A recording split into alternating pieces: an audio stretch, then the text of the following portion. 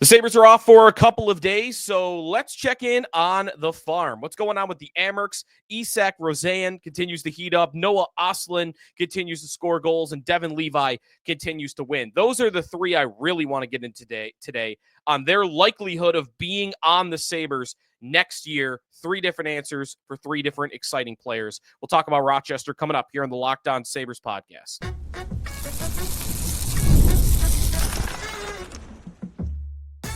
You're Locked On Sabres, your daily podcast on the Buffalo Sabres. Part of the Locked On Podcast Network, your team every day. What's up, everybody, and welcome into this Thursday edition of the Locked On Sabres podcast. Thanks for making us your first listen every day. We are free and available wherever you get your podcast. You can check us out on our YouTube channel. If you would like to watch the show, you can like and subscribe us there. And if you're not already a member of our Locked On Sabres text club and you would like to be, you can head over to the website to sign up. Join subtext.com/Locked On Sabres. It's a Thursday. We are still a couple of days away until the next time the Sabres will be in action against the Tampa Bay Lightning. Sneaky Joe DiBiase here on today's episode, and we're going to talk a lot about what's going on down with the Amerks now that we have a couple of days break and the season winds down for the Sabres. The Amerks season is going to heat up. They are heading towards the playoffs, officially clinching the postseason last night with a win over Springfield. That was not in any doubt whatsoever. They have been one of the top teams in the AHL all season long. Sitting here today with you, they are number 2 in the AHL. Get to why that's important, though, coming up, as well as a couple of individuals. And, of course, projecting out for the guys that are really driving the success of the Amerks, that are the younger guys. Noah Ostlund, who's been on fire, was just named AHL Player of the Week, AHL Rookie of the Month. So he's starting to rack up the accolades as he's played so well. Devon Levi continues to win in net, and I'm seeing highlights every night. There was one from last night against Springfield where he makes a great rebound, or make a great save on a breakaway, and then the rebound save where he flies out and attacks the guy. So Levi continues to play well. And then Isak Rosen, who's a little tougher to gauge when we're talking about projecting out because of his age, but he's had such a good season. There he is, scoring another important goal last night. So we'll get to all of it coming up here on the Locked On Sabres podcast as we race towards the end of the regular season in the NHL and the playoffs in the AHL. Quick league note before we get into the Amerks. Alex Ovechkin scores again last night. He scored against Buffalo the other night, of course. He scores against Carolina last night. Kind of funny that he almost got a little bit of an ovation from the Hurricanes fans, or maybe there were just that many Capitals fans in attendance that it sounded like that. But the Capitals have, of course, a couple of games left, and he's got to get 3 more goals to break the record, 2 more to pass Gretzky, or 2 more to tie, 3 more to pass Gretzky. And you got Islanders a couple of times here, the Blue Jackets a couple of times, the Penguins once, and the Hurricanes once. And he is tracking towards doing it. I thought a couple weeks ago that he had slowed down just a little bit, that it was going to be just enough to where he was just going to narrowly miss. But this recent goal streak that he's got makes it seem like he's going to get it. He's going to get it. He scored a goal, I believe it's in 4 consecutive games, and 5 of the last 6. So Ovechkin's probably going to break the Gretzky record, but definitely the thing to track in hockey right now. Speaking of goal streaks, guy in Rochester's got a goal streak of his own going right now. Scored again last night, got the empty netter to beat Springfield. Noah Ostlund, first-round pick of the Buffalo Sabres, the first-round pick that they acquired in the Jack Eichel trade 3-4 years ago now. I guess that's summer of 21, fall of 21, and the draft's 22. So it's been 3 years since he was drafted. I guess it has been 4 years since that trade. Ostlund has taken the long road, of course. He was over in Europe for a couple of years, and now he's over in Rochester. And it has been the tale of 3 seasons for Östlund. And watching the limited amount of Amerks hockey that I do, he definitely looks more comfortable and more polished than he did at the beginning of this season. I'm someone that covers the Amerks on a day in, day out basis, could probably tell you if there are significant differences from the middle portion of the season compared to right now, because right now the numbers continue to climb and to climb. And I really think you could break down the season into 3 chunks when it at least comes to his goal scoring. His goal scoring, I mean, some of these goals he's burying. There was one a couple weeks ago where he's flying in by himself, 1-on-2. He's going across his body. He gets his way to the slot, and he's still at distance. And wrist shot cleanly beats the goaltender over the shoulder. It's a perfectly placed shot. He's scoring some goals from around the net. He had a goal with a couple of seconds or final minute of regulation about a month ago where they got the goalie pulled. The Amerks are trying to tie the game, and he scores there. So he's scoring in different ways. But the first stretch of AHL play this year for Östlund, the first 16 games of his year, 1 goal. The middle 22 games of his season, 10 goals. Really good. But the last 6 games in which he has scored a goal in every single game, he has 8 goals in his last 6 games. Of course, why he was named AHL Player of the Week.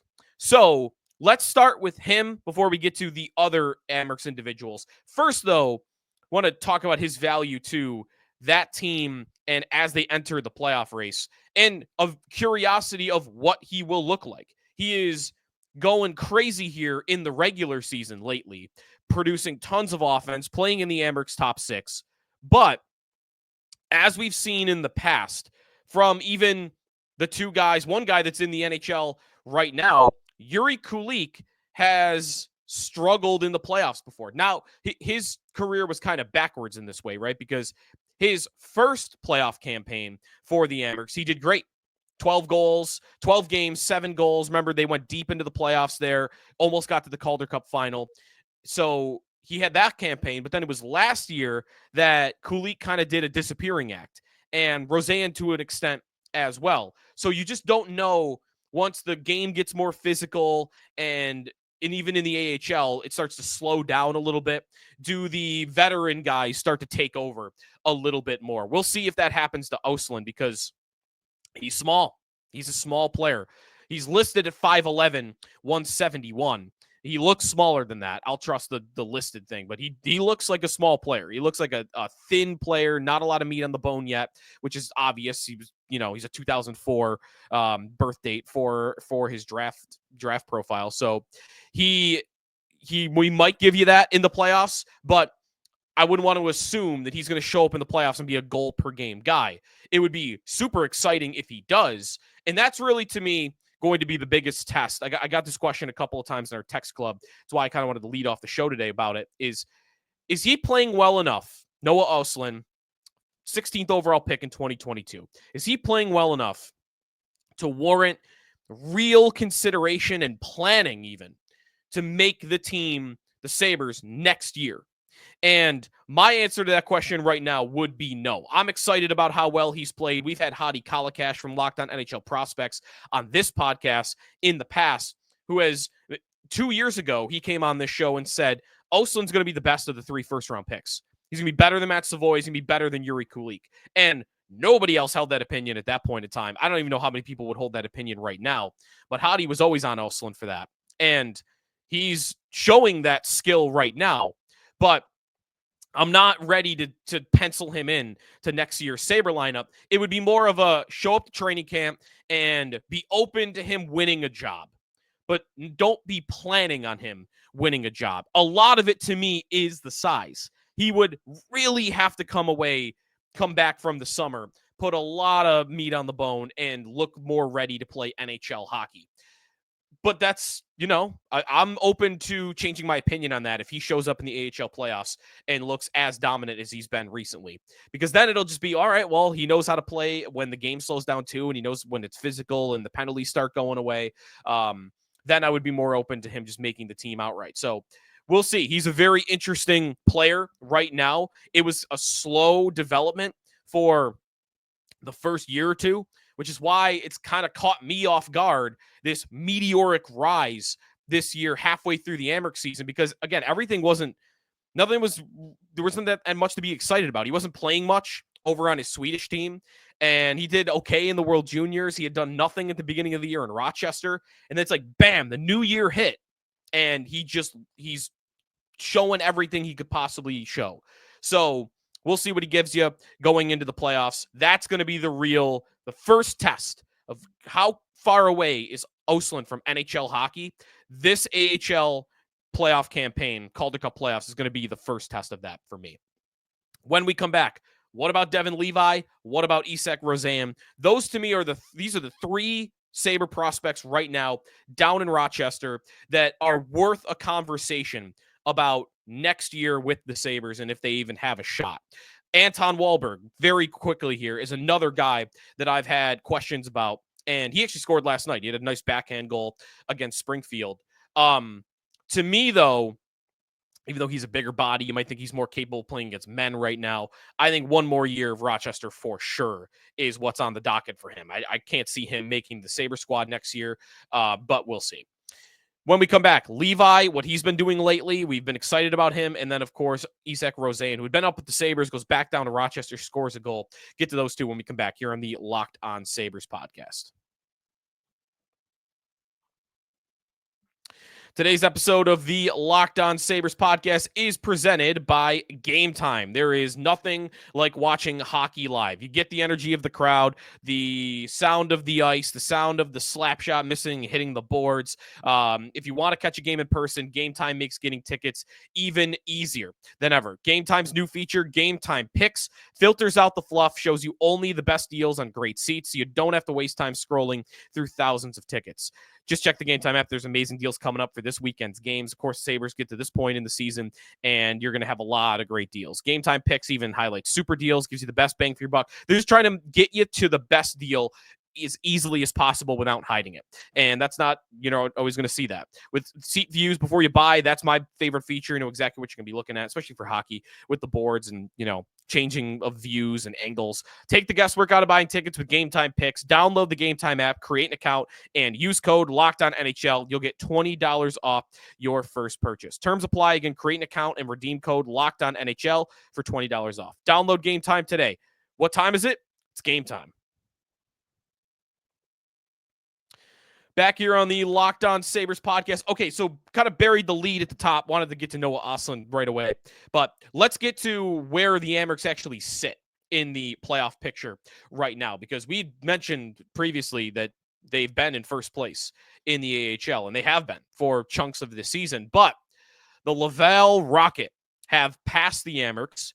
Not only for first place in the AHL. The Amerks are 2. Right now, second, with 87 points in 65 games, a 40-18-4 record for the Amerks, by the way. 40-18-4-3. They split the overtime losses with the shootout losses. Laval, 92 points, 5 points ahead of the Amerks. Not only is that first in the AHL, that is first in the North Division. These two teams are in the same division, so that will matter to seeding. And how easy of an opponent might you get in the first round of the AHL playoffs? Might you get the Toronto Marlies, or will you get, instead of that, the Cleveland Monsters? You would rather have the 1 seed, obviously, because you'll get the weaker opponent. So they have a little bit of a race here down the stretch. Not a ton of games remaining to do it. The Amerks have only 7 regular season games remaining. They have 3 against Belleville, all in a row here. They have, I'll just skip the one in the middle for the moment, Cleveland, they play still at home, and then they have a home and home with Toronto to end the season. Smack dab in the middle of those 7 games is a meeting at home against the Laval Rocket. And to me, if they want a shot at winning the division, they have to win that game. To make up 5 points in 7 games, you've got to win your head-to-head game, and you probably got to do it in regulation. At least that's, to me, what the odds would probably say. That could be a cool night there. I'm thinking about going to that game. It's a Friday night. It's Hall of Fame night for the Amerks. I don't actually have the details of what that means. I just saw the Ryan Miller mask on the promo. So it could be a cool night to go to, especially if it's meaningful for the divisional race. That's next Friday. So 7 games, they got to make up 5 points. They got some work to do. But either way, they're going to the playoffs, and they're going to be the better of the two. They're going to have home ice in the first round, no matter who they play. They just might not have it in the next round after that. They got to catch Laval. So what about the 2 other individuals, the exciting prospects that people are talking about, asking me about more so in the text club? I'm letting the texters kind of drive the conversation of this one with Rochester. Again, quickly, I got an Anton Wahlberg question. There's one guy at least in our text club that's an avid listener that is always badgering me about Nikita Novikov. And I'm glad he or she exists because it reminds me to keep track of him and to keep an eye on him, not watching every game, but, what kind of numbers is he putting up? Looking at certain people that cover the Amerks, what are they tweeting about him is a lot of it too for me. And I still only see good things. And he's 21. He's a little bit older at this point. He was a 6th-round pick in 2021 of the Sabres. And he puts up, little bits of points here and there, 6 goals on the season. And at 6'4", 205, next year, training camp, he's going to be worth watching too, to battle for a depth defensive spot. Like, shouldn't Novikov be able to come in at camp next year and take a job away from Connor Clifton? Like, I want to, that's one on him because his game is less about the numbers, less about the highlights, less about just, again, sometimes you'll go through games and nobody's tweeted about Novikov. So that's something that I'm going to want to watch or ask in particular to somebody who watches every single game of the Amerks. Like, is he a real NHL prospect? Because to my eyes, he is, but that's something I would want to ask somebody else too. So Novikov, definitely worth keeping track of, but it's Levi and it's Rosén. And let's start with Devon Levi because he continues to thrive. He continues to play great. I mentioned that save that he made last night, which just highlights what he is as a goalie. He wants to attack you. He makes a rebound save. And I can't believe Levi, just watching him in pieces, how much he moves, how smoothly he moves without picking his knees up off the ice, like barely picking his knees. He really is like he's floating on top of the ice. He's like a hovercraft moving around when he's down in the butterfly position. He did exactly that on that sequence of saves yesterday. And when you look now at the numbers, he's up to 6th in the AHL in save percentage. And all the guys ahead of him are more AHL veterans. Michael DiPietro, number 1 in the league.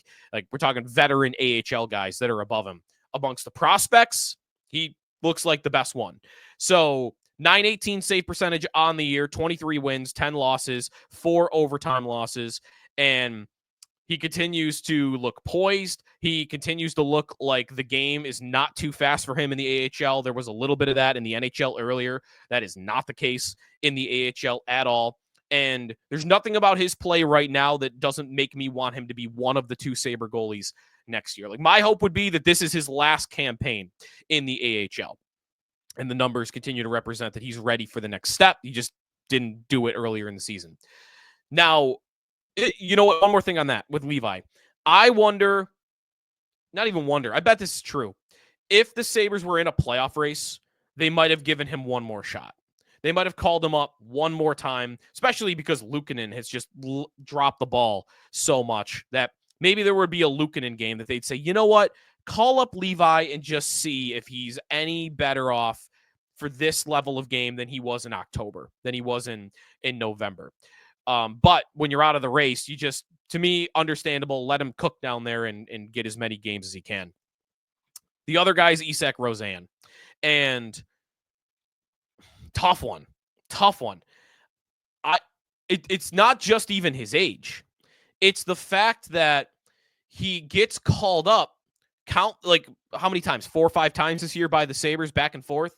And they just never want to play him in a meaningful role to get a look at him. It's always 9-10 minutes a night playing with Peyton Krebs and Beck Malenstein. You're playing in the bottom 6, and they just don't want to call him up. So they don't want to call him up to like a top 6 spot. That tells me they don't think he's going to be an impact NHL player. He'll be someone that this summer, like, this has got to be it. You've now done it in the AHL. You've become a star level player. You've become one of the better players in the whole league. He's 1 point off a point per game player, 56 games, 28 goals, 27 assists, 55 points. And he looks so confident in the AHL. I mean, the goal he scores against Springfield is he's winding down the wall, where he kind of cuts in a little bit more inside. And he's got a bad angle, but he's like, I'm roofing this over the goalie's shoulder, top shelf. And he does exactly that. So he's got tons of confidence down there. He looks like he's starting to own the league. But he's still 150. It looks like he's 150 pounds soaking wet. And he's listed at 180. I think big summer for him, because now you're at an age, you were drafted. I mean, you drafted in 2021. Time to go here. And especially if you're going to be like a middle six forward on this team. What do the Sabres want to see out of him, though, is the good question. And that's something I'll ask Lindy Ruff about that the next time I speak with him. Like, what is it about Rosén that you would like to see from him? And I bet I know what the answer is going to be, because at this Blue and Gold Insights last week, Kevin Adams and Lindy Ruff both talked about being in elite condition, being in elite shape when all these players come to camp next year. And I'm not saying Rosén's not in elite shape. I'm just saying he doesn't have a lot of weight on him. And if he's going to be an NHL winger, they might want to see him gain 10, 15 pounds of muscle. So I'll ask Lindy about that. That's just my guess, though, at what they want to see from him before they're willing to put him in a top six role. Because otherwise, I just don't even feel like they've gotten a look. And until they show me that they want to see him in an important role, I'm not believing that they have him in the plans for a job next season out of training camp. So that's Rosén. Couple of quick shout outs to other Amerks that aren't really, Sabre potential guys going forward and who's been playing well on the season. Eric Brandstrom, who they acquired at the deadline, who I talked a little bit about on this show. He has lived up to expectation. He's been awesome. I think he's a key piece of that team going into the playoffs. You've got Konsta Helenius, who is a first-round pick of the Sabres, and not going to be ready for next year, I'm sure, but 30 points in 59 games, not a bad start offensively, at least, to his campaign in the AHL. And then you got your Brett Murrays, have been important leaders down there. Lucas Rusek, of course, Mason Jobst, Josh Dunn, who he's actually seen in bits and pieces for the Sabres this year. All these guys are doing their job and playing their roles. And there's two guys up at the Sabres right now that you'd expect back in Rochester to help them once they get to the playoffs. That is Tyson Kozak, who's been up with the Sabres for a while now. And then also, of course, Yuri Kulik, who's eligible to go back down. And even though he's only played, 2 games on the year? 4 games on the year. 4 games for the Amerks. We'll go back for the playoffs. All right. When we come back, as we talk about all these Amerks and who could make the team next year, how many spots are there? How many spots are there available for a guy to make this team? Because the Sabres are bringing back a lot of people, and it might be tough for them. That when we come back here on the Locked On Sabres podcast. Today's episode of the Locked On Sabres podcast is presented by FanDuel Sportsbook. The college basketball tournament not over. You still got some action. If you want to take a look at the odds on who's cutting down the nets, FanDuel's giving you the chance to get in on the action like never before. It's not just basketball, it's hockey, it's golf, everything that's going on right now. Right now, new customers can get $200 in bonus bets when your first $5 bet wins. That's $200 extra bucks to use on everything from buzzer beaters to Cinderella stories, and of course, who's cutting down the nets. With tournament games that are happening all the time, there's always something exciting to bet on. You got the Bulls as well that are going into their NIT final, the women's NIT final coming up. So FanDuel app, simple to use. They got tons and tons of options, all sports, every league that you're looking for. And you get paid instantly, no waiting around when you win. So visit FanDuel.com right now. Get in on all the college hoops action all tournament long at FanDuel.com with FanDuel Sportsbook. Want to let you know here on the Locked On Sabres podcast that the JP Morgan Corporate Challenge is coming up. Buffalo businesses, it's time to register for the JP Morgan Corporate Challenge. This year's event is Thursday, June 12th. Features a 3.5-mile course through Delaware Park, followed by it'll be hangout with a DJ, lawn games, a tented experience for you and your teammates. Walkers, joggers, and runners are all welcome. So whether you run for the love of it, for your company, if you're looking to do some networking, or you want to build lasting bonds, this is your moment. Teams of 4 participants or more can register today. Registration will close on Tuesday, May 13th. So get in now. 1 part run, one part party. The Corporate Challenge earned its reputation as Buffalo's corporate social event of the year. Join us for great competition, teamwork, company pride, and a true sense of accomplishment. Go to jpmorganchasecc.com. Choose Buffalo as your location to start your registration today. Again, at jpmorganchasecc.com. See you on the course. Final segment here on the Locked On Sabres podcast. I'm in Charlotte for a couple more days watching some Sabres hockey, watching some Amerks, and looking at some projected lineups for next year. And I'll do that myself, of course, too, but I've seen some doing it on Twitter. Sabre Twitter's been kind of like, okay, well, what's the lineup going to look like at the beginning of next year?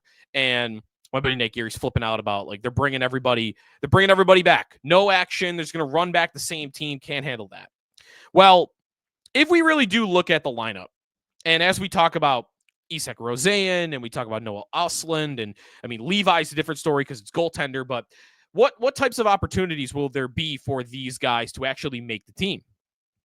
And the simple answer is not much.